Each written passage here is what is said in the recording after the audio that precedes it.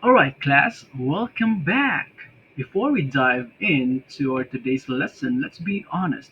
How many of you looked into the mirror this morning and said, "Wow, who am I?" Or "Kinsa man jud ko?" Diba? But maybe not in a deep philosophical way. Maybe you just said, grabihas mong eye bags, oy, nakuha kayo, grabe ka itom. But today, we're actually asking that seriously. Who am I? What makes me me? Because, friends, that's what this chapter is all about. So, in this chapter, we mainly discuss the Western and Eastern concepts of the self. So, now this topic might sound heavy at first, but don't worry, we'll make it light, fun, and totally relatable. Think of this one as of those, it's not you, it's me. Huh? Maribuaga, no? Kind of conversations. Except this time we'll actually find out who me or I really is. So, buckle up and let's roll out. So before we dive into our main discussion for our lesson today, let us see our objectives for this chapter. So by the end of this chapter, you should be able to explain the Western and Eastern concepts of the self, enumerate and discuss the different Eastern concepts, and even compare both of the Eastern and Western, and maybe even understand your own identity a little better. And basically, after this, you'll sound deep enough to be that friend who suddenly says, "Guys, did you know that self awareness is a social construct?" And everyone just goes, philosopher na sa'yo, chuya. But yes, that's actually the point. So now let's go and have our first topic. We always open our chapter with a quotation, and this time we have a quotation from Edward T. Hall, which goes, "One of the most effective ways to learn about oneself is by taking seriously the culture of others. It forces you to pay attention to those details of life which differentiate them from you." But he actually didn't sound like that.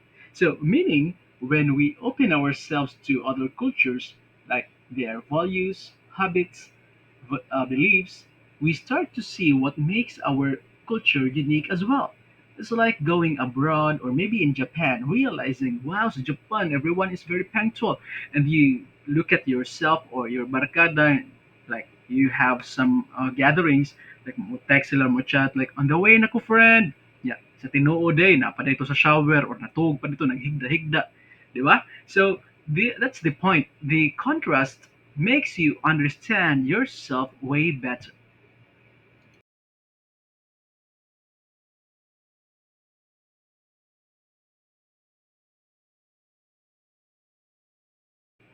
Alright, now let's start with the Western concept of the self. So, if Western thinkers had a motto, it would probably be like, "I think, therefore I am." And don't tell me what to do.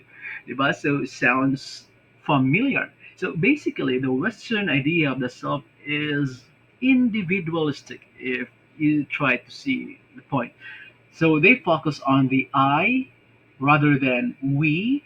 It's about being unique, independent person, distinct from everyone else. So imagine someone posting "my life, my rules" or "solo flight but thriving." So that's actually a glimpse of the Western self.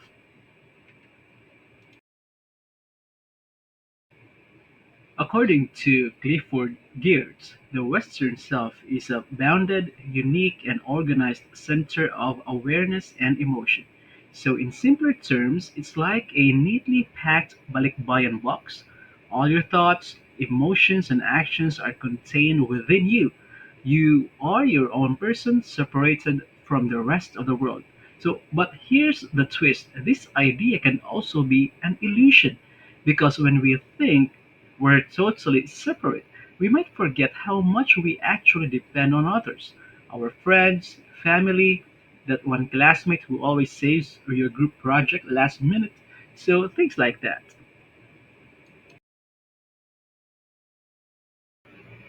To understand the Western concept deeply, we have divided it into four main aspects, and this is according to Frank Johnson.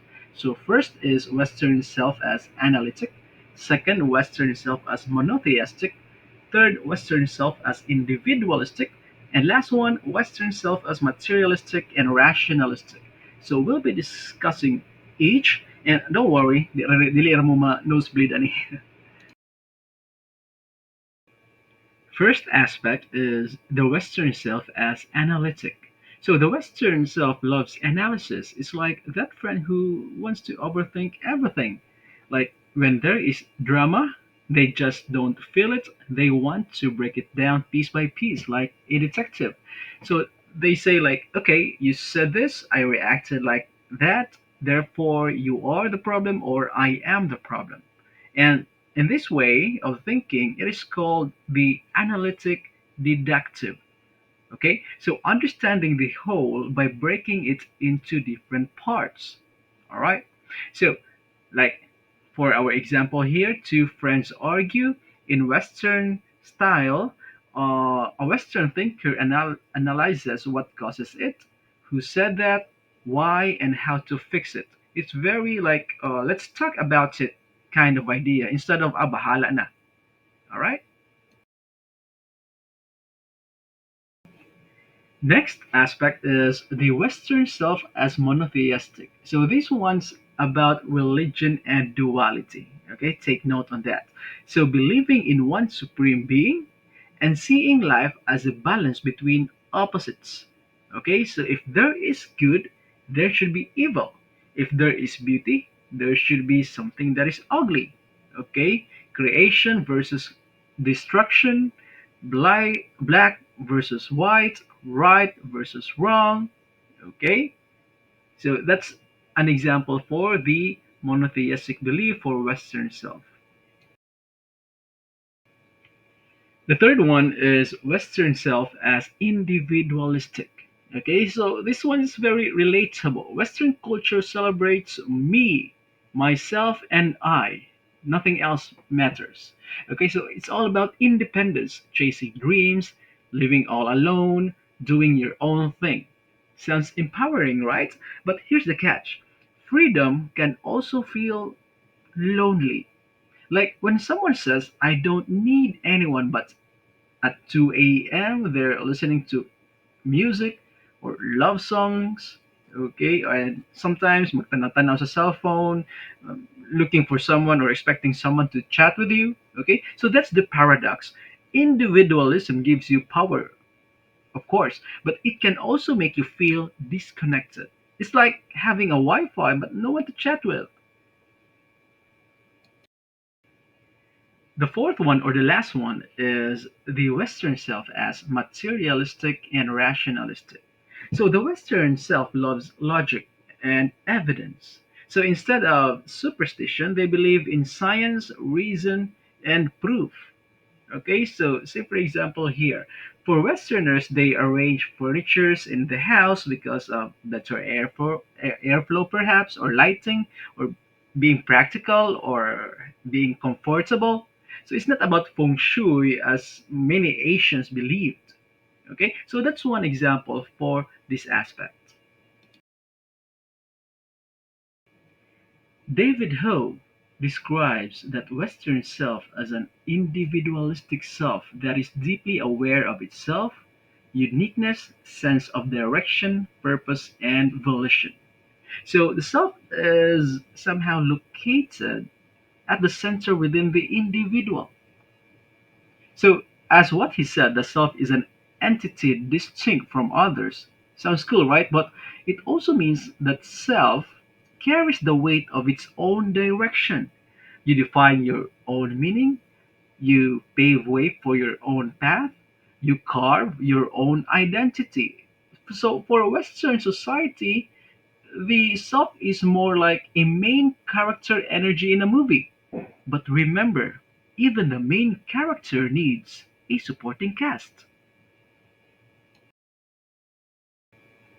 So, before we move on to the Eastern concept of the self, let's look into the historical development of the Western concept. So, It is divided into three stages. Stage one is the pre-Christian times until 1850.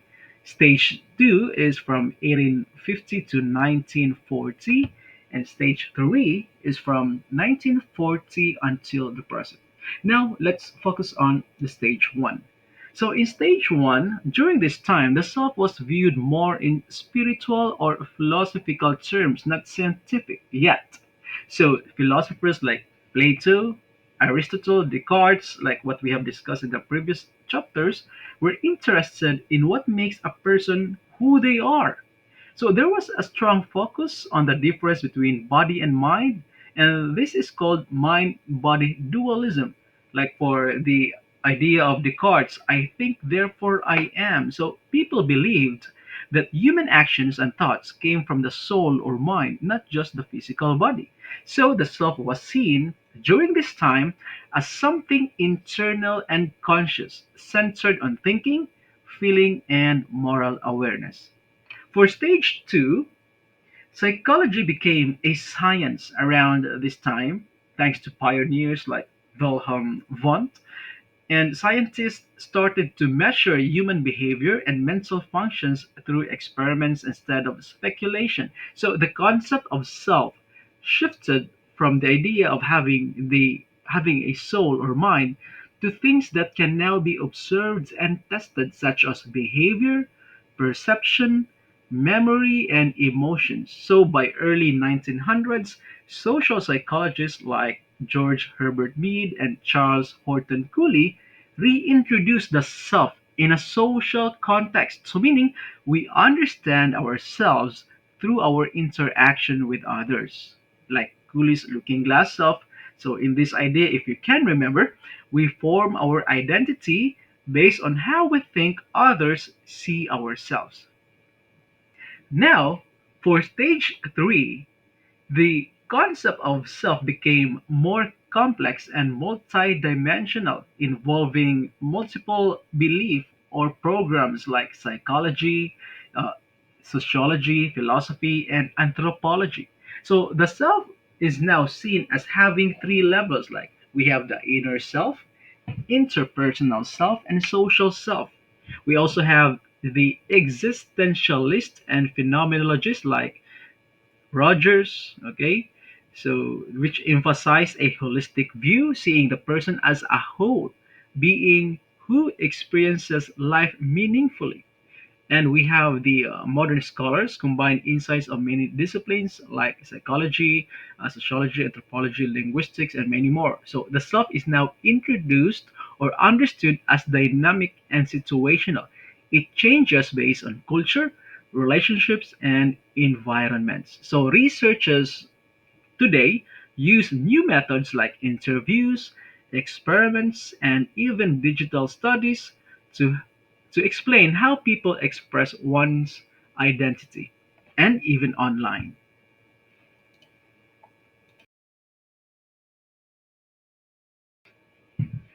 Okay, class, inhale, exhale. All right. So we just finished the Western concept. All right. So just have a recap about that. So the Western concept is all about independence, individuality, logic, and somehow the main character energy. But now let's move on to the East, in the land of the rising sun, Char, where the self is not just about you or myself individually, but it's all about connection, relationships, everything and everyone around us. So, let me welcome you formally to the Eastern concept of the self, where things get more spiritual, more harmonious, and sometimes a little bit confusing.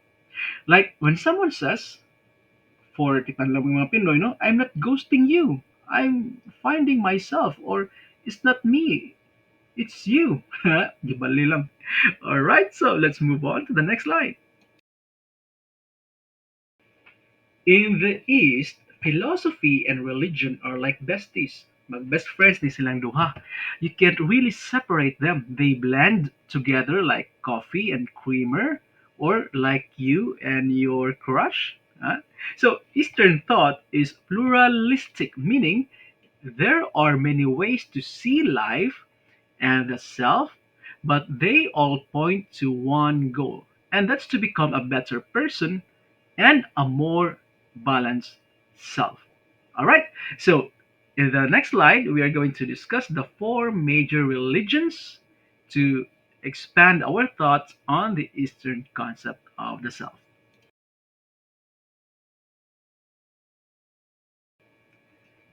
To have a list of the four great systems of Eastern thought, first we are going to discuss Hinduism, followed by Buddhism. Next is Confucianism, and last one is Taoism. Okay, let's go. All right, so let's start with the one that gave us the idea of karma and reincarnation, the Hinduism. So first we need to explain Vedanta. So Vedanta is the or teaches that true happiness comes from knowing our real self. So meaning human suffering happens when we fail to see the difference between our true self, which is permanent, and our false self, which is constantly changing. So it is when we realize this truth that we move closer to peace and spiritual freedom. Next is Brahman. So the Brahman is the absolute reality. So the goal of the person is to know the true reality. The self realization is being united to all embracing Brahman. Okay, so the goal in life is not just to find yourself, is to realize that yourself is a part of something way bigger. Imagine realizing that you're not just one Spotify account or Facebook account, you're a part of the whole internet connection. So self realization in Hinduism means understanding that you and the universe are one, that everything's or that everything is connected. So next is the Atman. The Atman is the soul or spirit, the true essence of who we are. This one is identical to Brahman, the ultimate reality, as you can remember. As an immortal soul, it is reborn again and again until it becomes free from the cycle of birth and death, reaching nirvana, a state of peace and liberation. So imagine a person who keeps chasing fame and material things, thinking that's what defines them. But one day, through meditation and reflection, they realize that their true self isn't their body, possessions, or status. It is actually their soul, or the Atman. When they understand this, they feel inner peace, knowing that real happiness comes from within, not from the outside world. All right? And of course, we can't talk about Hinduism without mentioning karma. Okay? So, dili katong kanta ni Taylor Swift nga karma. Ha? So, the law of karma. Okay? So, this is defined as individual actions will lead to either good or bad outcomes in one's life. All right? So manigingon nga what you do will come back to you. So you do good things, you'll get good results. You do bad things, well, you better start praying. Okay? So it's like that group mate who never helps in your group project and somehow next semester murag dili na siya kasabot sa mga kuan sa mga lessons, okay, or tanan nga subjects yang gipangbalik, okay. So in Hinduism that is not a coincidence, that is karma, okay. So every action shapes your next experience even beyond this life.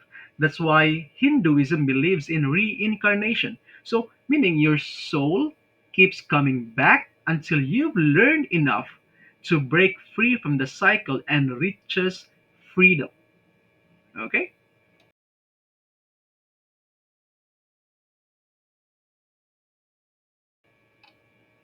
Next is Buddhism. So, Buddhism, founded by Siddhartha Gautama. the Buddha. So he's a man who literally said that there's more to life than chasing desires and Wi-Fi signals. Bitaw. So the word Buddha means the awakened one. So Buddhism teaches that every one of us has the seed of enlightenment, kind of like the potential to glow up, but spiritually. So, Buddha's main message can be summed up in four noble truths. And these are first, life is suffering. Yep, that's a part of existence. Second is suffering is caused by attachment to things, people, even your K drama crush. Okay? Third one, you can end suffering by letting go of that attachment.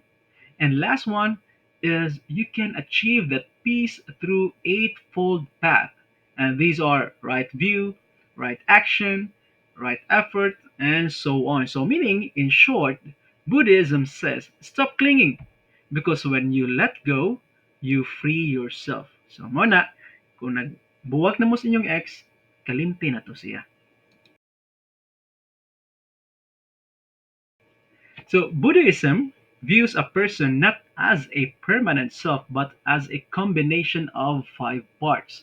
So these are the matter, sensation, perception, mental constructs, and consciousness.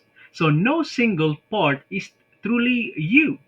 So you're like a playlist that keeps changing songs, always moving, never fixed. So here is an example. You get mad when someone insults you online. Di ba? Daghan kay mag-bash nimo, labi nagsikat kay ka. So that anger is just a reaction of your body, feelings, and thoughts combined. So it is not actually the real you. And when you realize that, your anger fades. Because again, that is the false you. So, like when you mute your notifications for peace or you avoid social media for days or for weeks, so that's an enlightenment in action. All right. And what is the ultimate goal? The nirvana. So dili katong banda ni Kurt Cobain ha? So dili. So nirvana for Buddhism is the state of perfect peace. So meaning blowing out, like blowing out a candle when the flame of desire is gone. It's when you are free from suffering, ego, and endless rebirth. And I have here some examples of nirvana in our daily lives. Like when you finally stop stressing over your grades. So for you, it's not about the grades, it's about the learning. Okay, but of course, you need to have good grades to move on to the next level. And you stop comparing your life to others and just do your best. That's a peaceful feeling, right? So that is your nirvana right there in your daily life.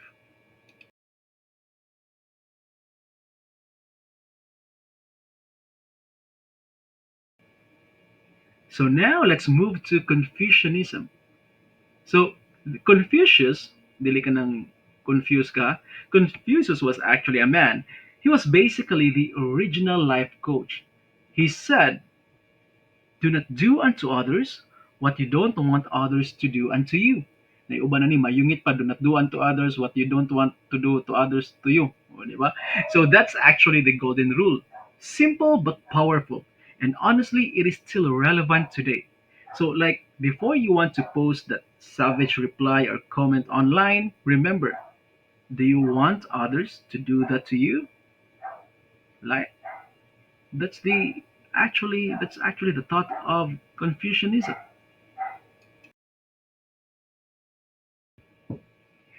Okay, so sorry about the dog barking in the background. Maybe my dog found some, you know, a mice or a cat outside the house.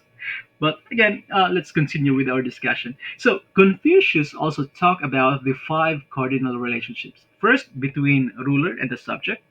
Second, between father and son. Third, between husband and wife. Fourth, between brothers. And last one is between friends. So each relationship has mutual respect and duty, like a well-balanced barkada. So in a barkada, we have different identities, we have different roles, and if everyone knows their role, there is harmony instead of chaos. In a group project, ilain tag mga ideas, but each one of us has our own functions. So if we understand and work according to our role or functions, again, your group is going to pass that subject or produce a very good output. So Confucius believed that when people play their roles properly, society stays peaceful, like a president doing his thing as a president, okay? Senators doing their things as senators, okay? So mga constructors, sa paglitok ana, okay? Dili mangurakot. So everything will go accordingly or work accordingly. So, in Confucianism, the goal is self cultivation, becoming a better person by controlling your emotions, ego, and desire. So, this is called having a subdued self, a self that's disciplined, patient, and guided by reason. Remember this. So, when someone annoys you and you want to reply with a three-paragraph rant, but you just smile and say, okay, noted, so, congratulations! You just achieved a Confucius moment. And finally, let's talk about Taoism, founded by Lao Tzu. So, if Confucius said you need to follow the rules, Lao Tzu said, chill, go with the flow. Diba? So, the Tao, or the way, is the natural order of the universe. It's the vibe of existence. It's everywhere and eternal, even if you can't see or touch it. Parehag love good, di ba? So again, the Tao is the way and is the natural order of the universe. Okay?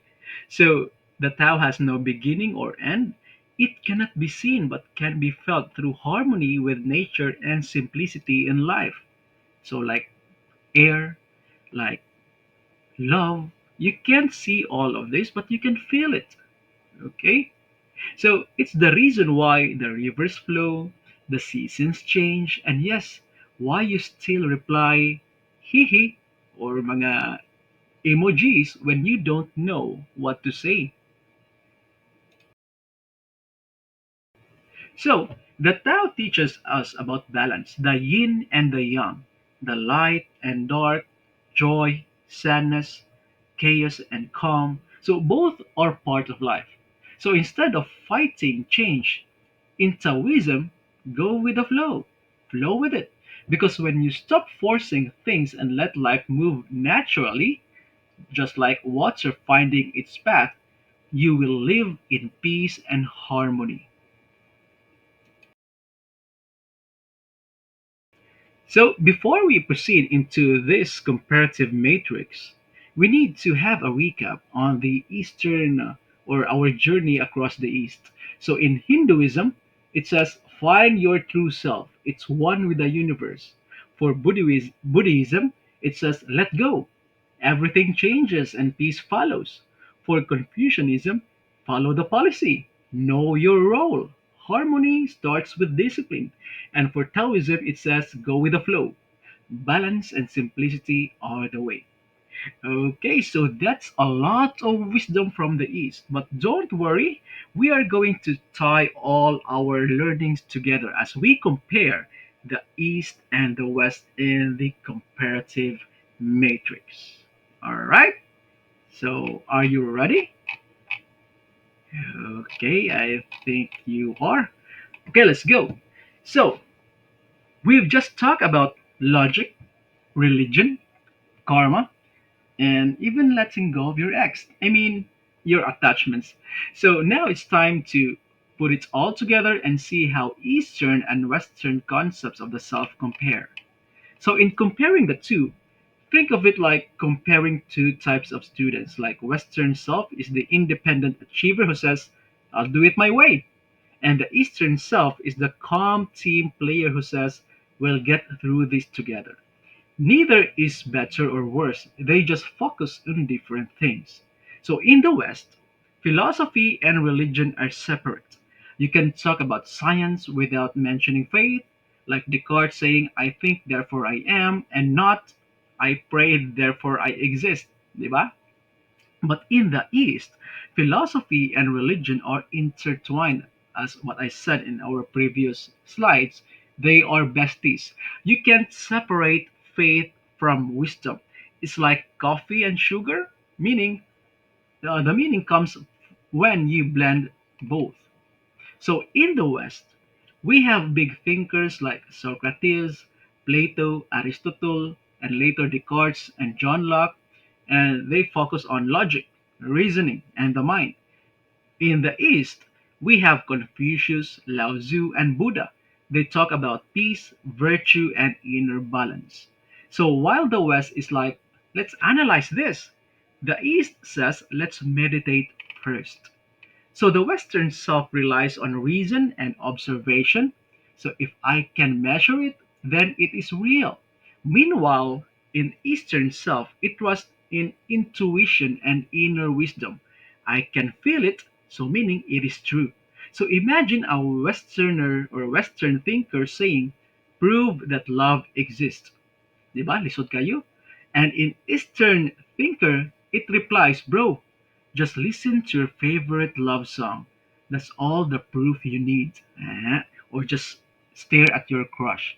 Maor day proof nga kinahanglan magkasabot ka unsa ang love. Char. So in the West, it uses analytic and deductive thinking. So meaning they need to break things down in order to fix it. Okay? So you need to break all parts to find the cause and effect. In the East, it uses synthetic and inductive thinking, meaning you need to connect the dots to see the whole picture. In the West, if the Westerner or if Western thinker gets heartbroken, they analyze, why did she leave me? Was it my fault? Diba? So for Eastern thinkers, we might like just sip a milk tea and say it wasn't meant to be. The universe said chill. Diba?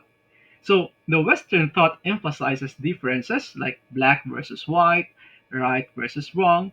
For Eastern, it emphasizes balance, the yin and yang, the dark and light coexisting. It's like this. Western self says choose a side. Eastern self says why not harmony? So the next time you argue with your friend or your crush, you channel your inner Tao. Balance the vibe. Don't fight with the flow. Okay? Don't fight the flow, I mean. Okay? Just go with the flow. So another big difference for Western view is that it is linear. There's a clear start, middle, and end, like your college timeline, like enroll ka, study, graduate, and finally look for job. For Eastern view, it is circular. Life keeps flowing, repeating like a playlist in on loop. Birth, death, rebirth, reflection, reincarnation, no ending, just transformation. So for Western self, it is egocentric. I focus on myself. For Eastern self, it is sociocentric. I focus on our community. I focus on ourselves. In the West, success means standing out. In the East, success means fitting in, finding peace within the group. But here's a secret. In real life, we need both. Okay, remember. So, dili pwede nga sa imuhang life imo nang i-separate ang western thought of eastern thought. Okay? There are times that you need to focus on the western thought, and there are times that you need to obey the eastern thought. Like you can chase your dreams western style while caring for others eastern style, because balance is the key. Even your phone battery needs both charging and rest.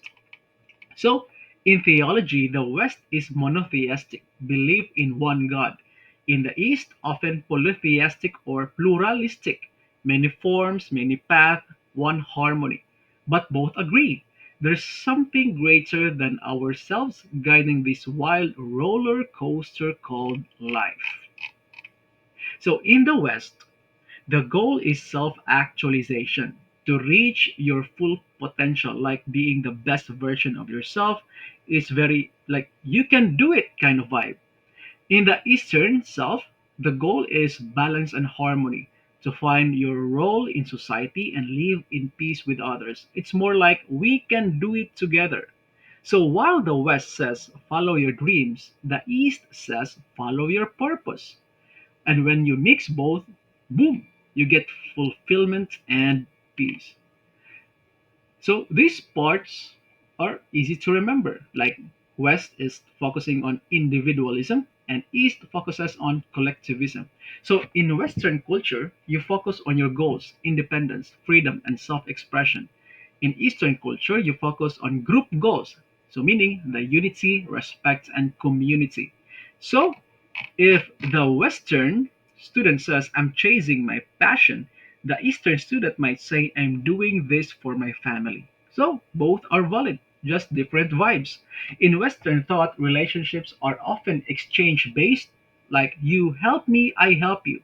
But in Eastern thought, they're communal, meaning we help each other because we care. It's like the difference between borrowing a pen and saying thanks, and lending one without expecting it back. That, my friends, is the Eastern spirit. So in the West, the self is defined by uniqueness and personal achievement. In the East, it's about duty and responsibility. So while Western self says, I want to stand out, the Eastern self, I want to belong. But here's the beauty, you can stand out while still being loved or being having a sense of belongingness. You can shine without blinding others. So, what can we learn from all this? So, Western self teaches us confidence, meaning to think independently and believe in ourselves. And Eastern self teaches us compassion, to live with humility and harmony. So, together, they remind us that it's okay to dream big, but stay grounded. It is okay to speak your truth, but also listen to others. It's okay to love yourself, but don't forget to love others too. Because in the end, the self isn't just about who we are alone, it's about who we become with others. And that's it, class. Chapter 5, the Western and Eastern concept of the self, from I think, therefore I am, to go with the flow. We've explored how different cultures shape who we are in our minds, our hearts, and even in our hugot moments. Nahugot niya. So next time you face a challenge, remember, be rational like the West, but calm like the East. Be strong enough to stand alone, but wise enough to stay connected. This is your proof, or this is your professor, Sir Gorn, signing off. Stay mindful, stay curious, and most importantly, stay hydrated and happy. So, see you in the next chapter. Baboosh!